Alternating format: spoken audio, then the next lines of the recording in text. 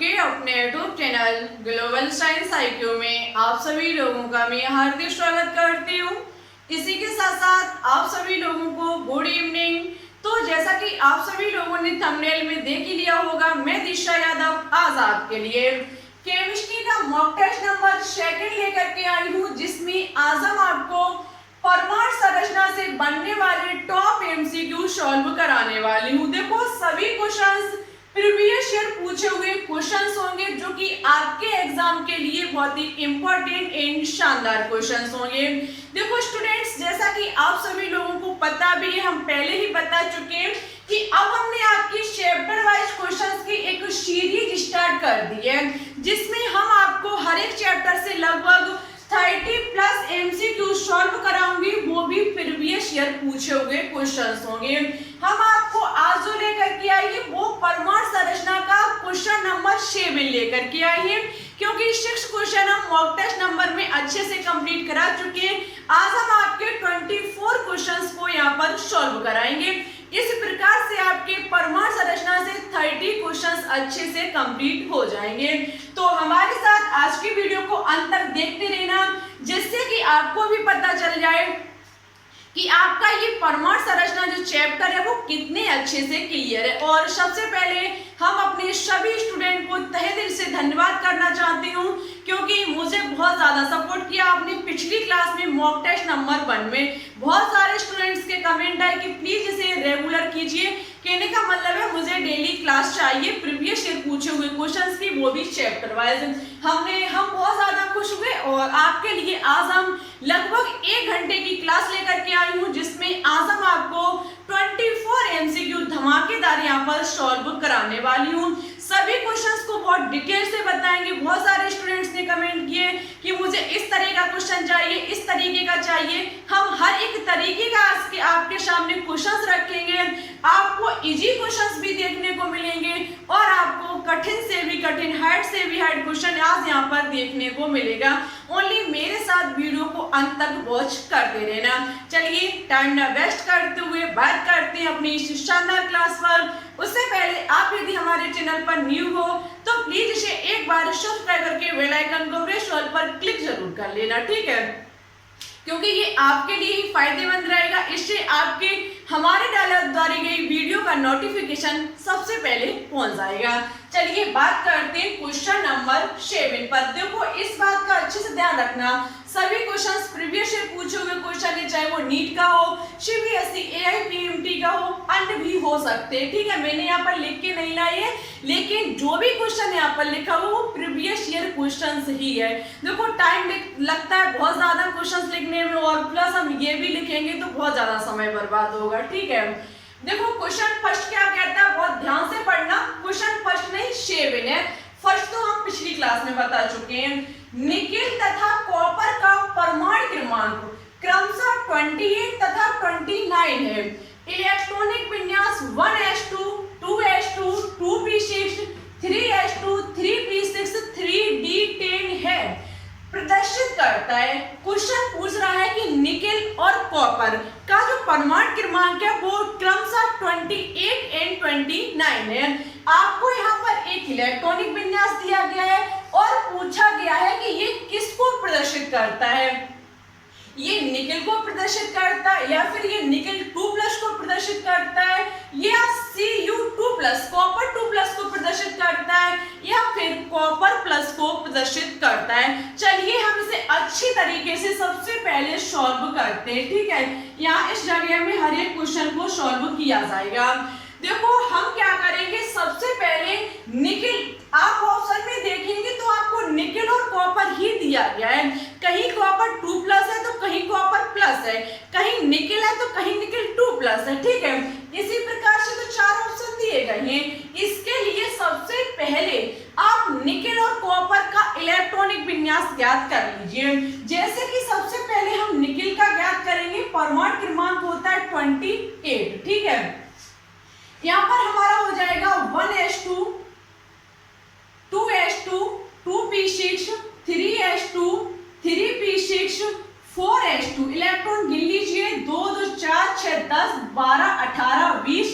20 के बाद हमारा कितना बचा, 8। तो हमारा हो जाएगा 3d8। ठीक है, हमने सबसे पहले निकल का निकाला, उसके बाद हम कॉपर का निकालेंगे। कॉपर का निकालने के लिए परमाणु क्रमांक 29 होता है। 1s2 2s2 2p6 3s2 3p6। इसके बाद हमारी यहाँ जाकर के कलम थोड़ी थम जाएगी। क्यों? क्योंकि आपको पता होना चाहिए, यदि आपने अवभाव का नियम पढ़ा होगा तो हमने कुछ वहां पर स्टार में या फिर नोट करके पॉइंट लिखाए थे। जैसे कि कुछ ऐसे परमाणु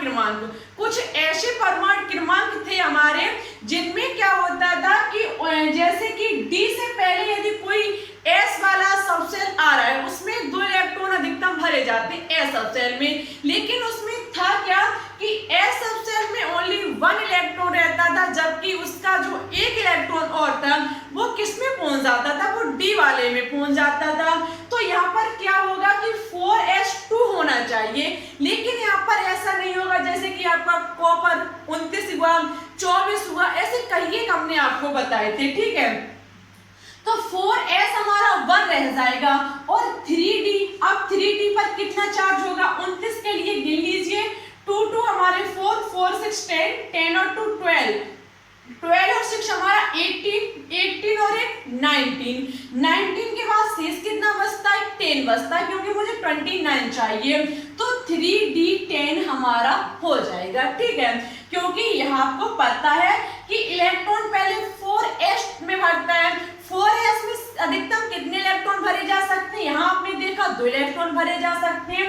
लेकिन परमाणु क्रमांक 29 में क्या होता है कि s में ओनली 1 इलेक्ट्रॉन भरा जाता है, जबकि s में 1 इलेक्ट्रॉन भरा जाता है और उसके आगे वाले में बचे हुए इलेक्ट्रॉन को भर दिया जाता है। ठीक है, इतना जब हुआ तो हम सबसे पहले इसमें मिलान करेंगे इसका और इसका। तो आप देखेंगे निकेल में दिया गया है ये, तो इसमें ये जो 4s2 लिखा हुआ है वो आपको यहाँ पर कहीं नजर नहीं आएगा। हम कह सकते हैं कि ऑप्शन नंबर ए हमारा गलत होगा। ऑप्शन नंबर ए नहीं, 2+ को देखा जाए बी ऑप्शन को, तो यहाँ पर आपको क्या करना पड़ेगा, 2+ का मतलब है 2 इलेक्ट्रॉनों को दान करना, क्योंकि किसी भी एलिमेंट पर चार्ज कब आता है प्लस में, जब वो इलेक्ट्रॉनों का दान करता है। जब इसने अपने में से दो इलेक्ट्रॉन को इसने दान किया होगा, तो कहाँ से किया होगा, इस वाले से। देखो स्टूडेंट्स, आपको ये जो इलेक्ट्रॉनिक विन्यास करना होता है वो अवभाव नियम के अनुसार करना होता है। लेकिन यदि आपको इलेक्ट्रॉन को निकालना है तो आपको ये देखना पड़ेगा कि हमारा अंतिम एनर्जी लेवल कौन सा है। इस इलेक्ट्रॉनिक विन्यास में अंतिम एनर्जी लेवल कौन सा है, अंतिम एनर्जी लेवल आप इसे कहोगे, लेकिन ये अंतिम एनर्जी लेवल नहीं है। इसमें भरे हुए एनर्जी लेवल में इलेक्ट्रॉन अंतिम होंगे। ये जो हमारे 8 इलेक्ट्रॉन भरे हुए हैं ये निकल के अंतिम इलेक्ट्रॉन है जो डी सबसेल पर भरा हुआ है। ठीक है, लेकिन एनर्जी लेवल ये होते हैं, ये हमारे एनर्जी लेवल होते हैं। यहाँ पर देखेंगे फर्स्ट एनर्जी लेवल, ये हमारा सेकंड एनर्जी लेवल, और ये हमारा थर्ड एनर्जी लेवल, ये हमारा फोर्थ एनर्जी लेवल। सबसे पहले ऐसा तो है नहीं कि 3D में से, जैसे कि तीसरा एनर्जी लेवल ये रहा, तो यहाँ से इलेक्ट्रॉन पहले चले जाए इस वाले को छोड़ करके, क्या यहाँ से जा सकते, नहीं जा सकते हैं। इलेक्ट्रॉन हमेशा बाहरी कक्षा से खींचे जाते हैं, तो हमारा एनर्जी लेवल लास्ट कौन सा होगा, ये वाला। तो इलेक्ट्रॉन कहाँ से निकलेगा, यहाँ से निकलेंगे। कितने निकलेंगे, 2 निकलेंगे। जब यहाँ से 2 इलेक्ट्रॉन निकल जाएंगे तो ये 4s2 हमारा पूरा हट जाएगा। पूरा हट जाने पर हमारा 3p6 3d8 बचेगा, लेकिन यहाँ पर 3d10 दे रहा है, तो ऑप्शन नंबर बी भी हमारा राइट नहीं होगा। Cu2+ की बात की जाए तो Cu2+ में क्या होगा कि 1 इलेक्ट्रॉन तो इस वाली कक्षा से चला जाएगा, फोर्थ वाले एनर्जी लेवल से चला जाएगा, एक हमारा यहाँ से चला जाएगा। ठीक है, क्योंकि 3p 3d में जाएगा। ठीक है, यहाँ से जाने पर 3d9 बचेगा। ऑप्शन क्या दे रहा है, 3d10 दे रहा है हमारा क्वेश्चन। और Cu+ में देखा जाए तो Cu+ में मतलब 1 इलेक्ट्रॉनों का दान किया, तो 1 इलेक्ट्रॉन हमारा कहाँ से चला जाएगा, 4s1 वाले last energy level, fourth energy level में से चला जाएगा। ऑप्शन नंबर डी जो होगा वो इस क्वेश्चन का राइट आंसर होगा। देखो आपको समझाने की वजह से टाइम लगा ना, ये क्वेश्चन मुश्किल से 20 सेकंड का था, मुश्किल से ये क्वेश्चन 20 सेकंड का था, ठीक है। तो ऑप्शन नंबर डी जो होगा ये क्वेश्चन का राइट आंसर होगा। मुझे उम्मीद है कि सभी स्टूडेंट्स को अच्छे से ये क्वेश्चन क्लियर हो गया होगा। हम आगे बात करेंगे सेकंड क्वेश्चन पर। क्वेश्चन नंबर हमारा 8 है कि एक पी कक्षक अधिकतम रख सकता है। Very very important in most important question. ये शायद हमारा ये जो क्वेश्चन है वो सीबीएसई एआईपीएमटी का प्रीवियस ईयर पूछा हुआ क्वेश्चन है। क्वेश्चन को स्टूडेंट्स देखना कितनी अच्छे तरीके से घुमाया गया है। लिखा हुआ है एक पी कक्षक अधिकतम रख सकता है। आप 100% यदि मेरे हिसाब से सोचा जाए तो आपने इसमें ऑप्शन नंबर बी बताया होगा कि 6 इलेक्ट्रॉन। आपका आंसर पूरी तरीके से गलत है। क्यों है तो सुन लीजिए, क्वेश्चन कितना बिंदास है कि पी कक्षक अधिकतम रख सकता है। 4 इलेक्ट्रॉन बिल्कुल नहीं, 6 इलेक्ट्रॉन बिल्कुल भी नहीं, समान चक्रण के 2 इलेक्ट्रॉन कभी भी नहीं, विपरीत चक्रण के 2 इलेक्ट्रॉन। राइट आंसर कैसे होगा समझ लीजिएगा। देखो पी कक्षक आपको पता है, यदि क्वेश्चन ये पूछता कि पी उपकोष अधिकतम रख सकता है, यदि यहाँ पर क्वेश्चन पी उपकोष पूछता तो हमारे 6 इलेक्ट्रॉन होते, क्योंकि पी उपकोष का मतलब क्या है, पी सबसेल, ठीक है। और पी सबसेल अधिकतम 6 इलेक्ट्रॉनों को रख सकता है। लेकिन क्वेश्चन ने पूछा है कक्षक। कक्षक का मतलब समझते हो, कक्षक हमारे ये होते हैं। कक्षक हमारे कौन से होते हैं, ये कक्षक होते हैं जिनमें इलेक्ट्रॉनों को एंटी क्लॉकवाइज एंड क्लॉकवाइज भरा जाता है। तो ये तो दोनों क्वेश्चन किसी हालत में ऑप्शन राइट नहीं होंगे। लेकिन समान चक्रण के 2 इलेक्ट्रॉन, क्या आप इस प्रकार से इलेक्ट्रॉनों को भरोगे, तो बिल्कुल भी नहीं, समान प्रकार से नहीं। कैसे इलेक्ट्रॉनों को भरा जाता है, विपरीत प्रकार से। कैसे इलेक्ट्रॉनों को भरा जाता है, विपरीत प्रकार से, वो भी कितने, 2 इलेक्ट्रॉनों को। ऑप्शन नंबर डी जो होगा वह इस क्वेश्चन का राइट आंसर होगा। इसी प्रकार से क्वेश्चन एग्जाम में गलत हो जाते हैं। सच्ची बता रहे, इस टाइम यदि लाइव क्लास होती तो इन क्वेश्चन को सॉल्व करने पर बहुत ज्यादा मजा आता। जब हम यहाँ क्वेश्चन लिखते, आप आंसर देते, फिर हम देखते कि कितना अच्छा आपका स्कोर जा रहा है। लेकिन क्या बताएं, आपने इतना सपोर्ट ही नहीं किया जो हम लाइव क्लास चला सकते थे। आप पता नहीं इतना कब सपोर्ट करोगे, जिस दिन हमारी लाइव क्लास चलेगी। हमें बहुत ज्यादा इंतजार है और आप लोग पता नहीं कब सपोर्ट करोगे और कब इस चीज को पूरा करेंगे। हम भी वेट करते हैं। तो देखो ऐसे क्वेश्चंस को लाइव क्लास में लाइव क्लास में सॉल्व कराने पर बहुत अच्छा लगता है। तो कोशिश कीजिएगा जल्द से जल्द चलवाने की। नेक्स्ट क्वेश्चन कहता है कि परमाणु कक्षक का अविन्यास निर्धारित करता है। परमाणु कक्षक का अविन्यास निर्धारित होता है द्वितीयांश क्वांटम संख्या द्वारा, चक्रण क्वांटम संख्या द्वारा, या फिर चुंबकीय क्वांटम संख्या द्वारा, या फिर हम कह सकते हैं मुख्य क्वांटम संख्या द्वारा। तो देखो इसका आंसर आपको पता होगा कि परमाणु कक्षक का जो अविन्यास निर्धारित किया जाता है वो चुंबकीय क्वांटम संख्या, हम कह सकते हैं मैग्नेटिक क्वांटम नंबर के द्वारा प्रदर्शित या फिर निर्धारित किया जाता है।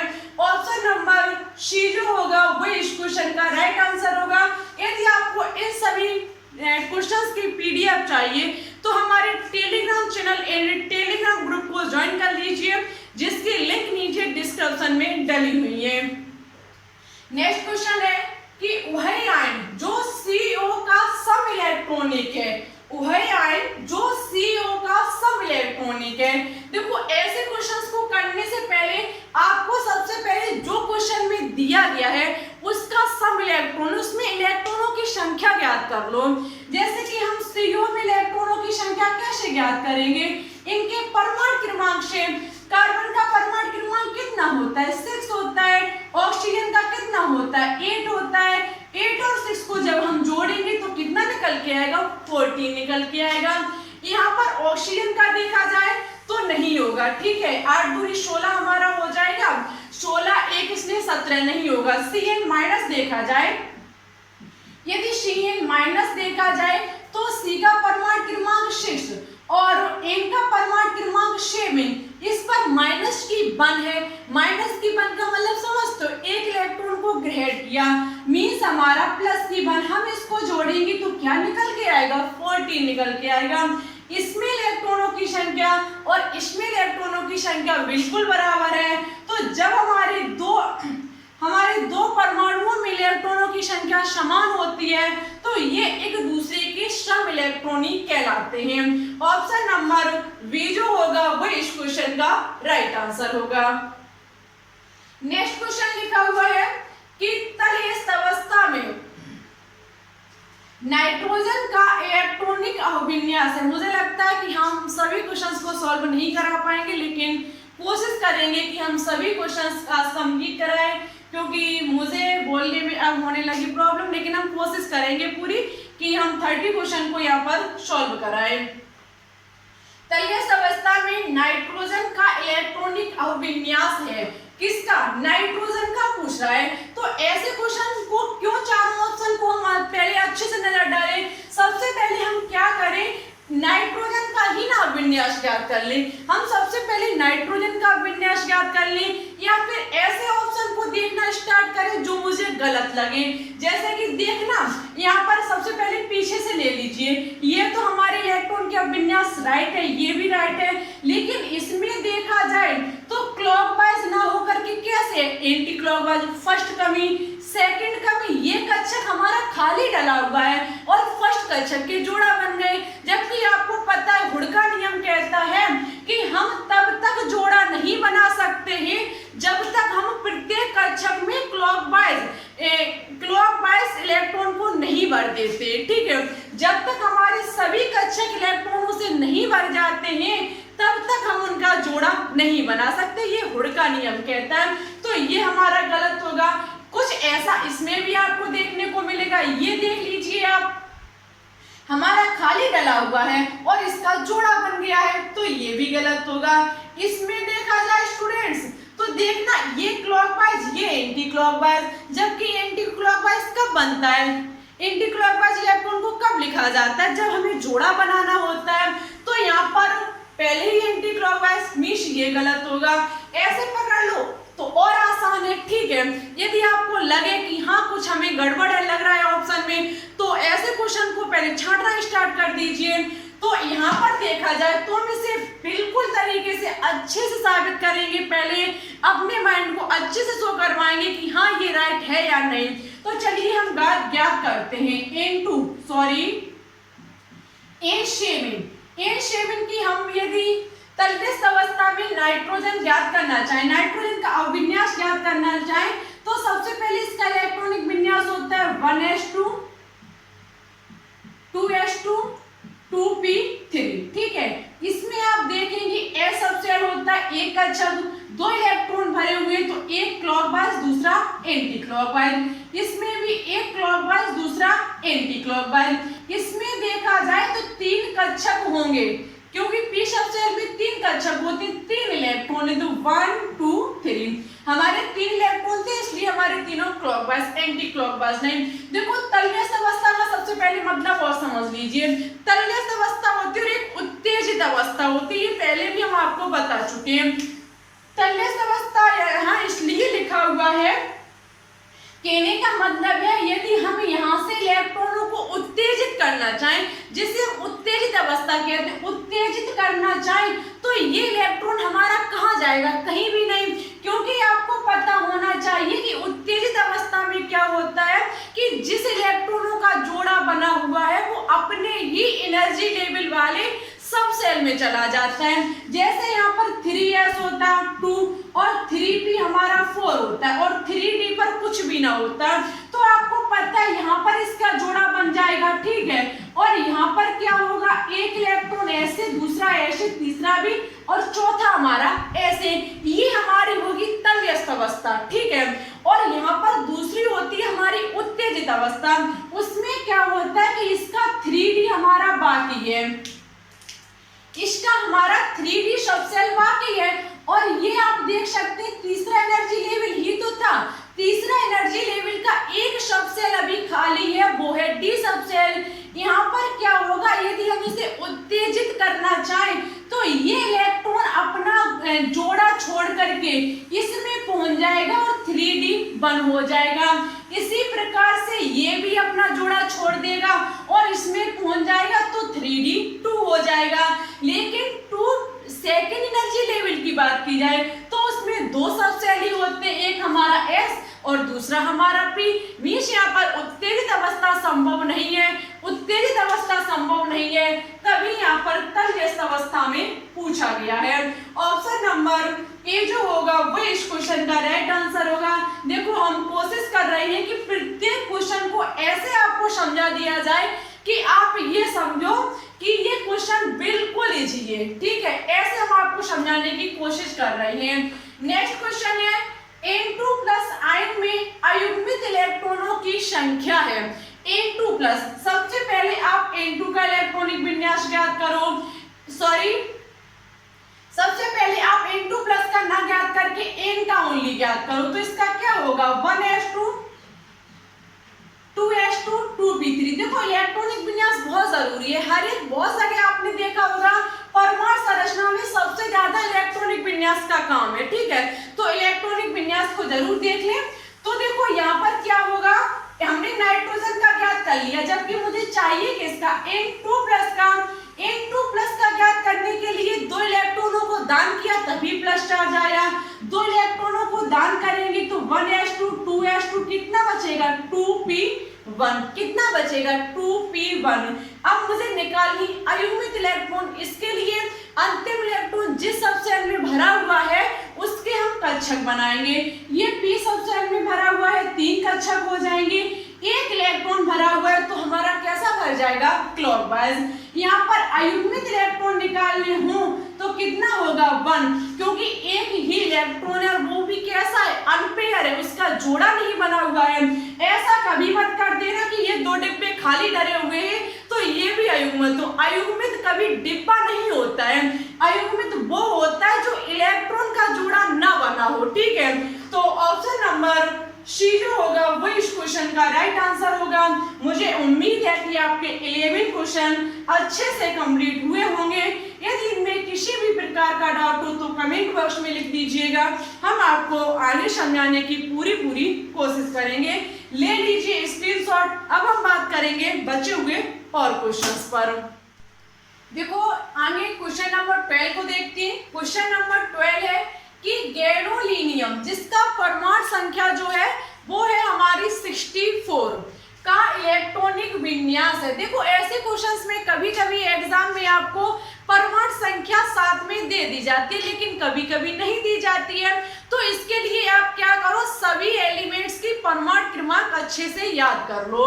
देखो गैडोलीनियम आपको परमाणु संख्या दी गई है 64, इसका आपको इलेक्ट्रॉनिक विन्यास ज्ञात करना है। तो इसके लिए जब आपको सबसे पहले एक बात अच्छे से याद रखना, जब आपको बड़े बड़े एलिमेंट्स का इलेक्ट्रॉनिक विन्यास ज्ञात करना होता है तो इतने बड़े का ज्ञात करना बहुत असंभव काम है। असंभव काम कैसे है कि कहने का मतलब है आपको कभी कभी बीच में ओहम नियम का जो हमने ओहम नियम के अनुसार जो इलेक्ट्रॉनिक विन्यास बताया वो आप कभी कभी याद भी भूल सकते हैं। तो इसके लिए आप क्या करें कि जो हमारी लंबे जो हमारी उत्कृष्ट गैसें होती हैं उनके परमाणु क्रमांक को याद कर लो, ठीक है, और साथ ही साथ उनके लास्ट वाले परमाणु क्रमांक किस में भरा गया है, लास्ट वाला इलेक्ट्रॉन किस में भरा गया उसको याद कर लो, ठीक है।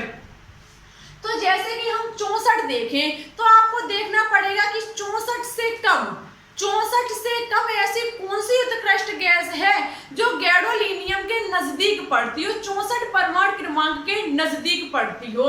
आप यदि देखेंगे तो गैडोलीनियम 64 के नजदीक हमारी जिनोन होगी। जिनोन का परमाणु क्रमांक कितना होता है, जिनोन का परमाणु क्रमांक 54 होता है। 54 64 में ओनली 10 का अंतर है, तो मीन्स हमारी ये ही नजदीक होगी गैडोलीनियम के कौन, जिनोन अक्रिय गैस, ठीक है। जिनोन जब हमारी अक्रिय गैस नजदीक होगी तो जिनोन में एक बात का आपको पता होना चाहिए कि जिनोन के अंतिम इलेक्ट्रॉन किस सबशेल में प्रवेश करते हैं। तो याद रखना जिनोन के अंतिम इलेक्ट्रॉन जो होंगे वो 5p सब सेल में प्रवेश करते हैं और 5p के बाद आता है 6 2। जब हमारा ये 5p xc जो हमारा xc है वो कितना है 54, xc कितना है 54 ये हमारा किस में प्रवेश किया 5p6 के बाद जो आता है वो होता है 6 2। क्या होता है 6s2 के बाद हमारा आता है 4f। क्या आता है 4f के बाद हमारा आता है 5d। क्या आता है 5d। जब हमारा ये 5d आता है तो स्टूडेंट्स हम देख सकते हैं 56 हमारा कितना हो जाएगा 54 और 2 56 के बाद मुझे कितने की जरूरत और है 56 के बाद मुझे जरूरत है 8 इलेक्ट्रॉन की। 8 इलेक्ट्रॉन में क्या होता है 7 इसमें भर दिए जाते हैं और 1 हमारा इसमें भर दिया जाता है। यदि आप ऑप्शन नंबर डी को देखें तो इस क्वेश्चन का राइट आंसर होगा। ठीक है, Xenon Xc 4f7 5d1 6s2। ठीक है, तो इस प्रकार के ऐसे क्वेश्चंस को सॉल्व किया जाता है उत्कृष्ट गैस को ध्यान में रखते हुए। आगे क्वेश्चन कह रहा है कि एक आयन की वह कक्षा में 18 इलेक्ट्रॉन है OH है। एक आयन की वायतम कक्षा में 18 इलेक्ट्रॉन है OH है। अब आपको ऐसे क्वेश्चन सॉल्व करने के लिए सभी ऑप्शन में दिए गए जो आपको परमाणु है या फिर आयन है उनका इलेक्ट्रॉनिक विन्यास ज्ञात करना होता है। हम सबसे पहले Cu+ का करेंगे। जब हम Cu+ का इलेक्ट्रॉनिक विन्यास ज्ञात करेंगे तो Cu+ का इलेक्ट्रॉनिक विन्यास कैसे ज्ञात किया जाएगा 1s2 2s2 2p6 उसके बाद 3s2 उसके बाद 3p6 उसके बाद 4s1 उसके बाद 3d10। ये किसका होता है Cu का। ठीक है, हम अभी Cu का देख रहे हैं 2 2 4 4 और 6 हमारा 10 होता है। 10 के बाद हमारा कितना होता है 10 के बाद हमारा 12 होता है। 12 के बाद हमारा 18 18 और 19 19 और 10 हमारा कितना हो जाएगा 29, क्योंकि Cu 29 होता है। मुझे दिया कोई ऑप्शन नहीं है Cu+ के लिए 1 इलेक्ट्रॉन का दान मीन्स हम यहाँ से इसको हटा देंगे। जब हम यहाँ से इसको हटा देंगे अंतिम इलेक्ट्रॉन में 18 इलेक्ट्रॉन। अंतिम हमारा बाग कक्ष कौन सा है 3 कक्ष हमारा थर्ड एनर्जी लेवल ही तो है। थर्ड एनर्जी लेवल में यदि देखे जाए इलेक्ट्रॉन 2 2 और 6 8 8 और 10 18। ऑप्शन नंबर ए जो होगा वो इस क्वेश्चन का राइट आंसर होगा। Cu+ में अंतिम कोष में 18 इलेक्ट्रॉन होते हैं। यदि यहाँ पर Cu होता तो नहीं होता, क्योंकि Cu के अंतिम कक्ष में या फिर अंतिम एनर्जी लेवल में 1 इलेक्ट्रॉन होता है जो हमने यहाँ से हटा दिया है। ठीक है, ऑप्शन नंबर ए जो होगा वो इस क्वेश्चन का राइट आंसर होगा। देखो मैंने शुरू में बोला कि हम आपको 24 क्वेश्चन सॉल्व कराएंगे, लेकिन उसके लिए सॉरी हम नहीं करा पाएंगे। इसका रीजन ये है कि मुझे बोलने में तब तकलीफ हो रही है। देखो आप लोगों को पता होगा, हम आपसे कई एक बार ये बात कह चुके हैं, लेकिन कुछ स्टूडेंट्स कमेंट करते हैं कि आप बीमार ज्यादा रहती हो। देखो इसका रीजन ये है कि कुछ दिन पहले जब हमने आपको बताया था हम क्लास नहीं डाल रही है, उसका रीजन था कि हमारी चेचक निकली थी। चेचक से हमें एक प्रॉब्लम हो रही है, वो है सांस प्रॉब्लम। ठीक है, इसका लगातार इलाज चल रहा है, लेकिन फिर भी पूरी तरीके से आराम नहीं है। पूरी तरीके से आराम ना होने की वजह से कभी कभी हमें बोलने में तकलीफ होने लगती है। जब हम ज्यादा बोलते हैं तो तकलीफ होने लगती है। मैंने दोपहर में भी क्लास डाली तब भी मुझे तकलीफ हुई आज। ठीक है, और अभी भी हम जब आधे घंटे की लगभग क्लास हो चुकी होगी, ज्यादा ही हो चुकी होगी, तो मुझे प्रॉब्लम हो रही है। ठीक है, और जब प्रॉब्लम होती है तो जबरदस्ती बोलना पड़ता है मुझे, तो इसलिए उसके लिए सॉरी। हम आपके 15 क्वेश्चन ही सॉल्व करा पाएंगे। शेष बचे 15 क्वेश्चन हम आपसे प्रॉमिस करते हैं कि आपको हम नेक्स्ट क्लास में सॉल्व करा देंगे। देखो पहली बात तो ये भी है कि लंबी क्लास हो जाएगी, ठीक है, हम करा देंगे 30 क्वेश्चन, हमें जबरदस्ती कराने पड़ेंगे, हम करा देंगे, लेकिन क्लास भी कम से कम 1.5 घंटे की हो जाएगी। 1.5 घंटे की क्लास आप देखोगे नहीं, मुझे पूरी पक्का पता है, तो इसलिए आप क्लास इतनी रखते हैं आपकी, और साथ ही साथ आपके बचे 15 क्वेश्चन हम आपको नेक्स्ट वीडियो में प्रोवाइड करा देंगे। लेकिन स्टूडेंट्स जितने भी क्वेश्चन हम यहाँ पर सॉल्व करा रहे हैं सभी क्वेश्चन बहुत इंपॉर्टेंट है। आप ये भी नहीं कह सकते कि हमने आधे घंटे में आपका समय बर्बाद किया। सच बताना, हमने हर एक क्वेश्चन को बहुत डिटेल से बताया। परमाणु संरचना चैप्टर हम आपको पढ़ा चुके, ये मॉक टेस्ट था।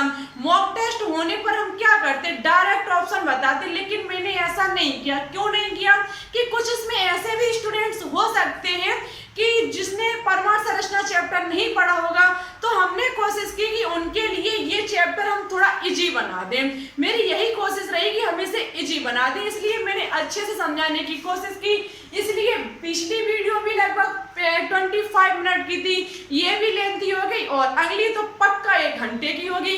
जब 15 क्वेश्चंस आपके समझ ऐसे हम दिमाग में बहुत अच्छे से घुस देंगे कि आप कभी भूलेंगे नहीं। लेकिन आज के लिए सो सॉरी, हमने जो कहा वो नहीं कर पाया क्योंकि हमें बोलने में तकलीफ हो रही है, ठीक है। लेकिन हम अगली क्लास, नेक्स्ट क्लास जो आपकी आएगी मॉक टेस्ट नंबर 3, उसमें शेष परमाणु संरचना के 15 क्वेश्चंस को सॉल्व करा देंगे, और आपके 13 क्वेश्चन इस प्रकार से सॉल्व हो जाएंगे। उसके बाद हम किसी नेक्स्ट चैप्टर पर बात करेंगे। शेष क्वेश्चन पर और चर्चा कर लेते हैं। लिखा हुआ है कि 2 इलेक्ट्रॉन जो कि एक ही कक्षक में हैं, इनमें अंतर किसके द्वारा ज्ञात किया जाता है? चुंबकीय क्वांटम संख्या, दिगंशीय क्वांटम संख्या, चक्रण क्वांटम संख्या, या फिर मुख्य क्वांटम संख्या। तो इस चीज को अच्छे से पता होना चाहिए कि 2 इलेक्ट्रॉन यदि किसी एक कक्षक में, जैसे कि कोई ये एक कक्षक है, इसमें कोई 2 इलेक्ट्रॉन कैसे भरे होंगे? एक हमारा क्लॉकवाइज होगा, दूसरा हमारा एंटी क्लॉकवाइज होगा। इसका जो अंतर ज्ञात किया जाएगा वो किस पर आधार पर किया जाएगा? वो हमारी चक्रण क्वांटम संख्या के आधार पर किया जाएगा। हम तभी अंतर कर सकते हैं, मुझे चक्रण क्वांटम संख्या ही बताएगी कि इलेक्ट्रॉन क्लॉकवाइज भरा हुआ है या फिर इलेक्ट्रॉन एंटी क्लॉकवाइज भरा हुआ है, ठीक है। हम तभी इस चीज को पता कर सकते हैं। आगे क्वेश्चन कह रहा है कि क्वांटम संख्याओं का निम्न समूह अधिकतम कितने इलेक्ट्रॉनों से संबंधित है? क्वांटम संख्याओं का निम्न समूह अधिकतम कितने इलेक्ट्रॉनों से संबंधित है? n बराबर 3, l बराबर 1, m बराबर -1। इसका आंसर आपको हमारे कमेंट बॉक्स में कमेंट करके देना होगा। क्वेश्चन बहुत इजी है, थोड़ा घुमा के लिखा गया, यदि समझ सको तो आंसर जरूर देना, और यदि ना समझ में आए तो आप कमेंट बॉक्स में लिख दीजिएगा। हम आपको नेक्स्ट क्लास में समझाने की पूरी कोशिश करेंगे।